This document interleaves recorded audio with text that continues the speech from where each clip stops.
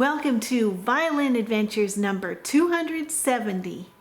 So this week we have a look at a couple fun items along with a story and a little look around the shop. Hope you enjoy.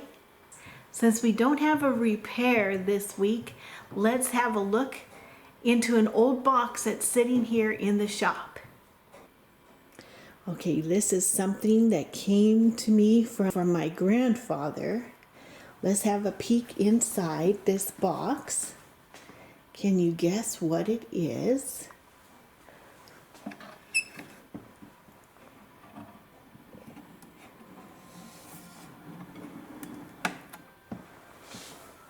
There's a couple tools.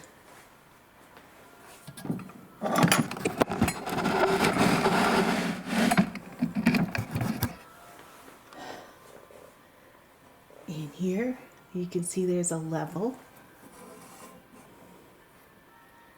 Here's an eyepiece. There's a compass in here. You can see north and south. So I got this out of the box. And I love these old type of instruments. They're so well made. And this is perfectly level. We have a level here and a level here, which levels out the front and the back in all directions. And then I was just messing with this and I loosened this up so that it can tell us what direction is north and south. And then I was just working on these here, trying to determine what these do.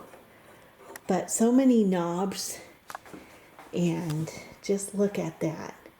Now, I'll see if the camera can look through the eyepiece.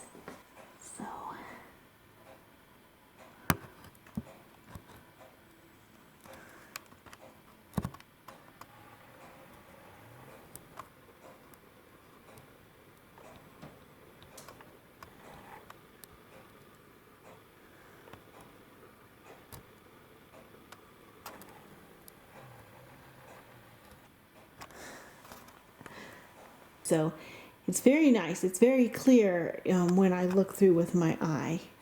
But here you can see the little feet that are adjustable so that you can make this perfectly flat. They thought of all different things. Anyway, if you know what this is, put it in the comments. And I do have the manual on it. Here's a beautiful drawing.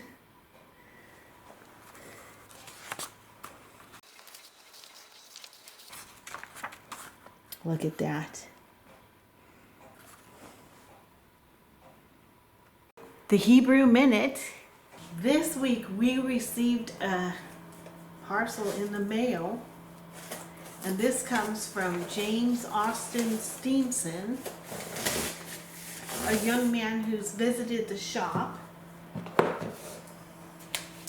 And he says he wanted to give us something for our wedding present. And so this is what he took upon himself to do, is he wrote out in Hebrew the whole book of Esther, all in Hebrew.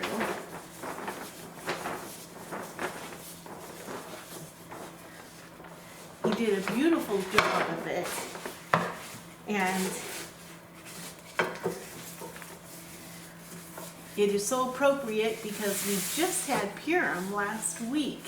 So this timing is amazing too. But he says in his letter that he started the scroll in November of last year. Let me see here. He says he started it on November 11th, 2025, and he finished it by January 12th, 2026, and then he sent it over by mail. And I'm just so impressed with this beautiful work that he did. And each chapter has a different decoration. But what I'm going to do here is just read to you one of the verses out of his scroll for our Hebrew Minute.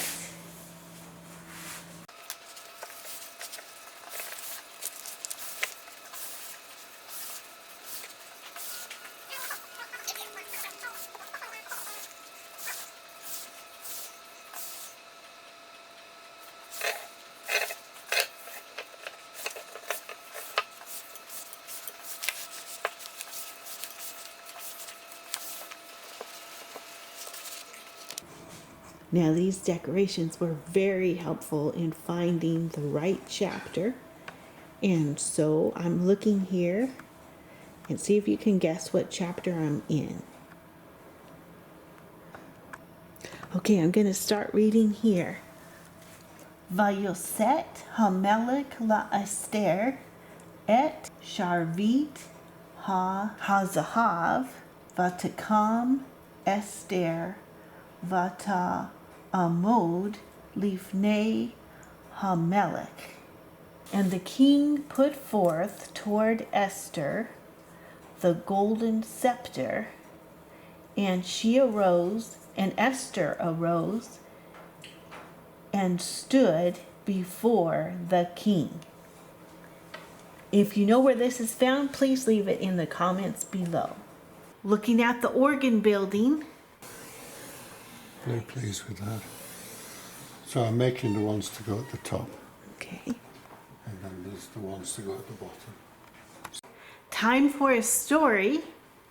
Okay, we're reading in the book Paganini by Fatus, and we're on page 46. A lengthened sojourn in the capital of Austria and numerous concerts did not in the least diminish the impression Paganini had created on his arrival. The same ovations were showered upon him in every town of Germany. Prague, from certain traditionary opposition to the musical opinions of Vienna, alone received him coldly. But Berlin so amply avenged this indifference that he exclaimed at his first concert, "Here is my Vienna public." After an uninterrupted series of triumphs during 3 years in Austria, Bohemia, Saxony, Poland, Bavaria, Prussia, and in other provinces, after unceasing ovations of Vienna, Dresden, Berlin, and Frankfurt, the celebrated artist arrived at Paris and gave his first concert at the opera the 9th of March, 1831. His studies for the violin, which had been published there for some time, a species of enigma which had perplexed every violinist, the European fame of the artist, his travels and triumphs, raised the curiosity of the artists and the public. It is impossible to describe the enthusiasm his first concert created. It was universal frenzy. Tumultuous applause preceded and followed all his performances. The audience rose en masse to recall him after each, and nothing was heard but general approbation and amazement. The same enthusiasm prevailed during his entire stay in Paris. Towards the middle of May, he left this city and proceeded to London, where he was expected with the utmost impatience, but not with that artistic and perceptive interest with which he had been received at Paris. The high prices of admission charged for his concerts drew down the reprobation of the English journals, as if the artist was not privileged to put what price he pleased upon his talent, or that they were perforce obliged to go and hear him. The concerts at London, at which Paganini performed, and his professional tour through England, Scotland, and Ireland produced an immense amount of money. This was a large fortune, to which he added considerably afterwards during his visits to France and Belgium. He has been reproached with having sold himself to an English speculator for a certain time and a definite sum, a system which many artists have since adopted, though it is repugnant both to art and the dignity of the artist. Yet the great care necessary for the organization of concerts, the difficulties encountered by an artist in England, certainly offer some apology for its adoption. The scandalous manner in which the managements plunder the artists, the toll claimed by the band, charitable institutions, printers, advertisements, lighting, servants, etc., etc., etc., offer so many interruptions to the calm serenity necessary for the display of talent that the artist can scarcely be blamed for ridding himself of these annoyances by concluding a compact by which he is assured a specific sum. After an absence of 6 years, Paganini again set foot on his native soil. The wealth he had amassed in his European tour placed him in a position of great independence. He sought to place this to advantage, yet was undecided what part of the peninsula he would select as his place of abode. His former predilection was for Tuscany, but among the various properties he purchased was a charming country house in the environs of Parma. Here he decided on residing. Various projects occupied him at this period, and most important of which was the publication of his compositions, a publication which was ardently desired by all violinists under the impression that they would arrive at the secret of his marvelous talent. During his stay in London, Mr. Troupinos, one of the most eminent publishers in Paris at that time, arrived there for the purpose of purchasing the copyright of his manuscripts.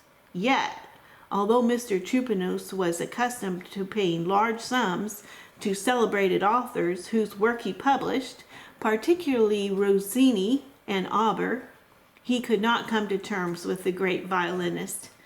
Mr. Troupinos has frequently told me that the sum asked by Paganini for his manuscripts was so considerable that a continuous sale during 10 years would not have reimbursed him. Afterwards, at Brussels, Paganini told me he contemplated publishing his works himself, but not having yet abandoned giving concerts, he conceived the singular idea of arranging his music for the pianoforte. On returning to Italy, where he was almost worshipped by his countrymen from the great triumphs he had obtained and the honors conferred on him by foreign potentates, he was received with a most marked degree of respect. On the 14th of November, 1834, he gave a concert at Placentia for the benefit of the poor. The following 12th of December, he played at the court of Maria Louisa, from which he received the Imperial Order of St. George.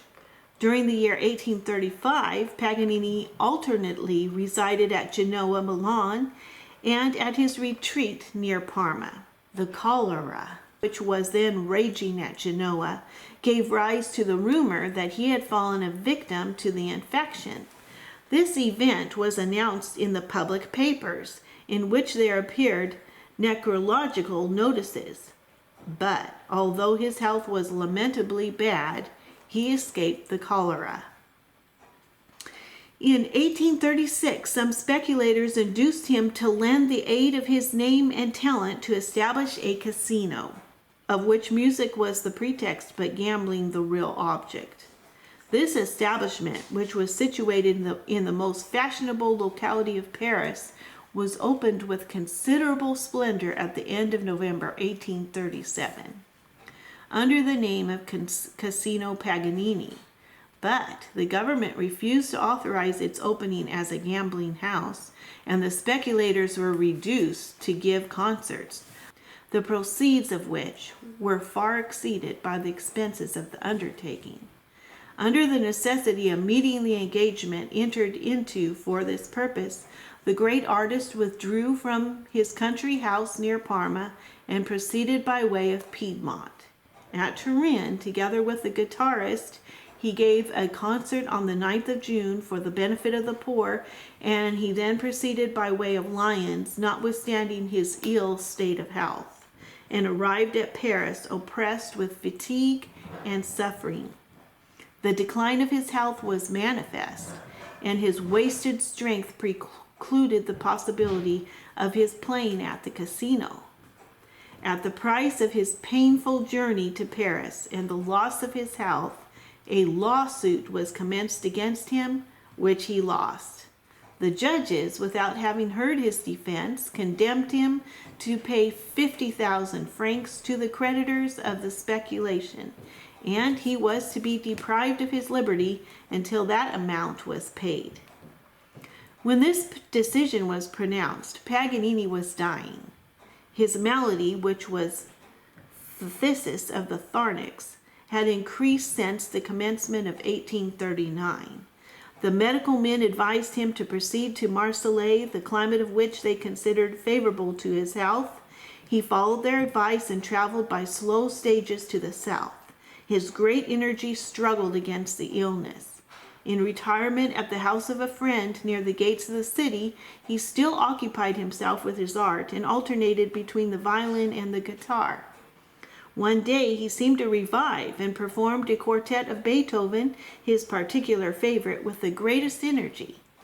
Despite his extreme weakness, he went, some few days after, to hear a requiem for male voices by Cherubini. Finally, on the 21st of June, he attended in one of the churches at Marseille to take part in a solemn mass by Beethoven. However, the love of change, inherent in all valetudinarians, induced him to return to Genoa by sea, fully impressed that the voyage would recruit his health. Vain hope. In the commencement of October of the same year, he wrote from his native city to a painter, an esteemed friend of his, quote, "Being in much worse health than I was at Marseille, I have resolved on passing the winter at Nice." Thus he believed he was flying from death, and death was pursuing him.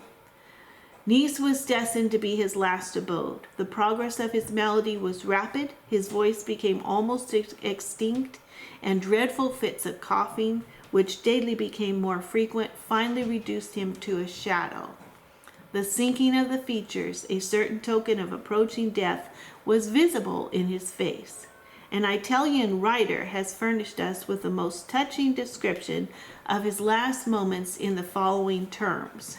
And we're going to stop there because we're on page 50, but there's over 20 more pages on him and little stories about him that I think are really interesting. So we're not done yet, even though his story here ends. There's plenty more to read. So we'll take up here on this description by the Italian writer next time. Here it is, Friday afternoon. It is very windy. Let's go inside where it's nice and warm and calm. Here the cello is doing very well drying, so it looks like maybe next week we can rub it down and check it out, see if we want to do another coat or if we want to let it dry a little bit more before we set it up. But on varnish, the key is just to be patient and let it dry really well. And usually I like to hear how it sounds. It's drying really well. And here the rubber cloth has all been replaced on these bellows. They look good and strong and ready to start pumping air. And here's our special instrument. What is it? Thank you so much for watching. Thank you for your wonderful comments. Thank you for the thumbs up. Thank you to the new subscribers. And next week we've got an interesting repair coming in. See you then. Bye.